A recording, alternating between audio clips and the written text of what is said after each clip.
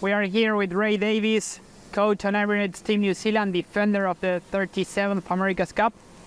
Ray, today unfortunately no sailing conditions. Could you tell us something about it? Yeah, we were hoping to see some really light bottom end conditions, and our forecast had enough wind for us to go sailing, so we went out there and gave it a go. Had our sails up, but the most breeze we saw all day was 4.7 knots. So not enough for us today, unfortunately. So that was a shame. That's the first day we've lost so far. So we've had a good run up till now, and yeah, it's really interesting to learn on days like today, even when our forecasts say one thing and reality is not quite the same. That's learning for us.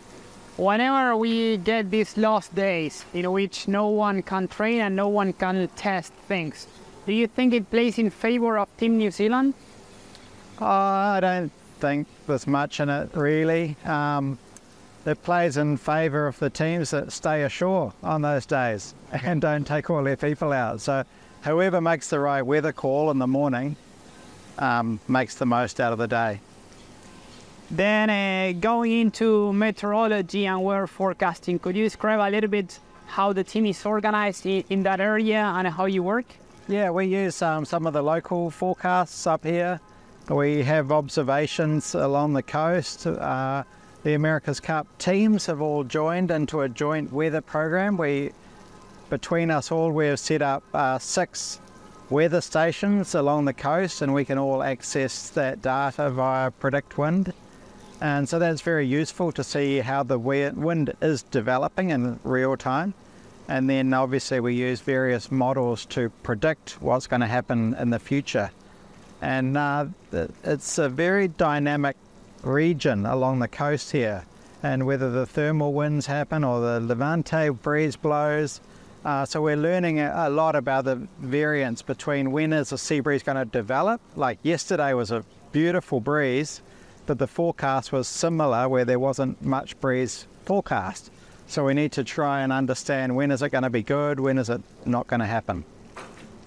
And whenever these things happen, how do you adapt your training schedule and your plans looking forward? Looking backwards, we just had 2 lost days. The other day in which we had a very big swell, today no breeze. Yeah. The forecast is looking very tricky for the following days. And the event in Villanova is getting closer, so how do you adapt your Well, you have to decide what your priorities are, what you're trying to test, and we really want to try and get some light air sailing in. So we're pushing hard to sail in the light winds at the moment. So then you have to accept some days it's not going to work out.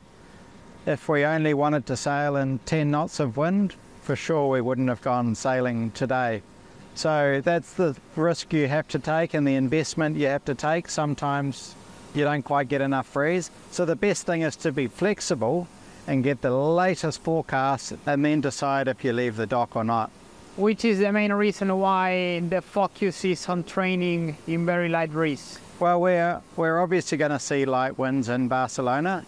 So we have to get used to sailing at the bottom end conditions because we're expecting to have a number of days when it is around 6.5, 7 knots of wind. Okay, thank you very much.